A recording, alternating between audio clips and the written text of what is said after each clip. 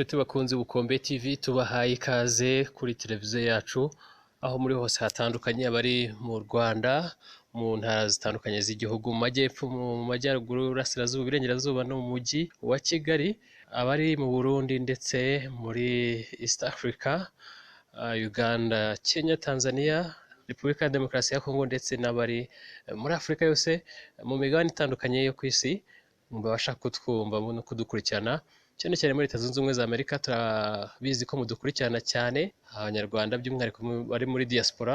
Mwese tubahaye ikaze ku Bukombe TV. Tubafite amakuru rero ashyushye n'amakuru ariko atari meza aho hano mu mujyi wa Kigali turi umuntu utaramenyekana yiturikije igisasu ubwo yinjiraga muri salon de coiffure hano Kimironko.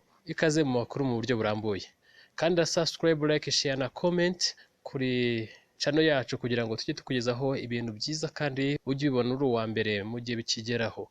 Mukanya gato saa 12 zo kuri uyu wa kane tariki ya 7 z'ukwa gatanu 2020 umusore utaramenyekana yinjiranye grenade muri salon de coiffure iherereye Kimironko arayifungura abari bayirimo bagiye kumufata ngo atayibatera ihita imuturikana.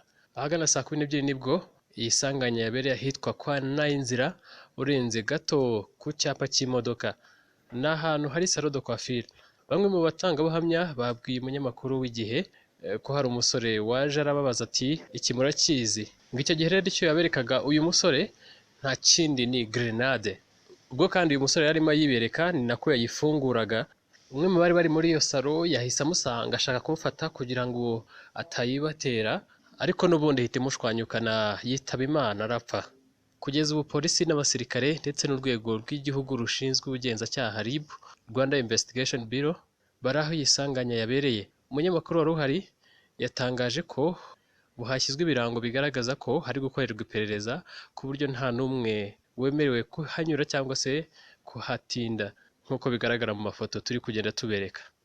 Umwe mu bogosheraga muri ino salon yabwiye Igihe ko uwo muntu bari basanzwe bamubona ngo yari umukiriya asanzwe aza kwiyogoshesha muri iyo salon, n'ubundi uwo munsi rero akaba yaje ari gatumwa cyangwa se aje kwiyahura niko umuntu yabyita.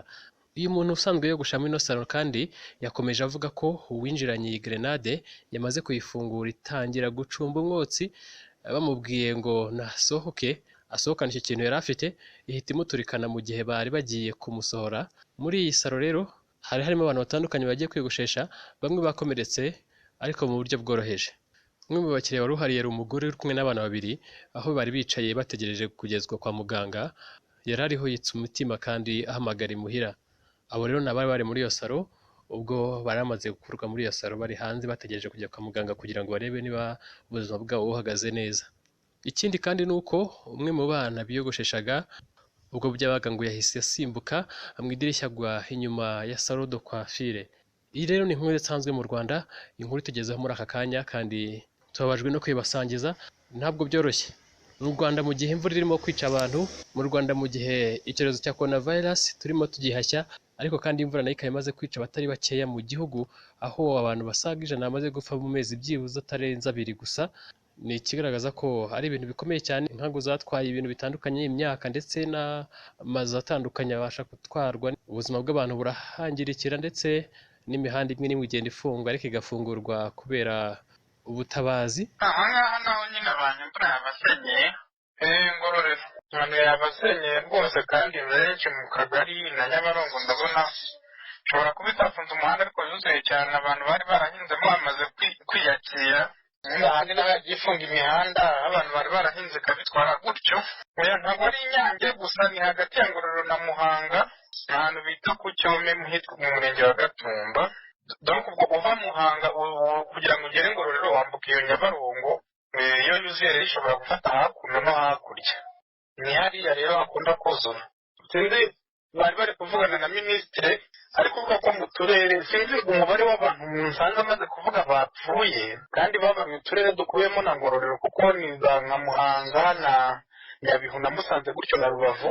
Ntabwo wamenya rero iyo mibare niba hatarimo abantu binaha, kuko niba dufite abantu barenga 7 mu Kagari basenyewe wenda Romfrey twaba twamumenye, ariko mu karere kose ntabwo namenya. Kuva rero hari abapfuye muri utwo turere rwose byashoboka ko harimo n'uwinaha cyangwa binaha.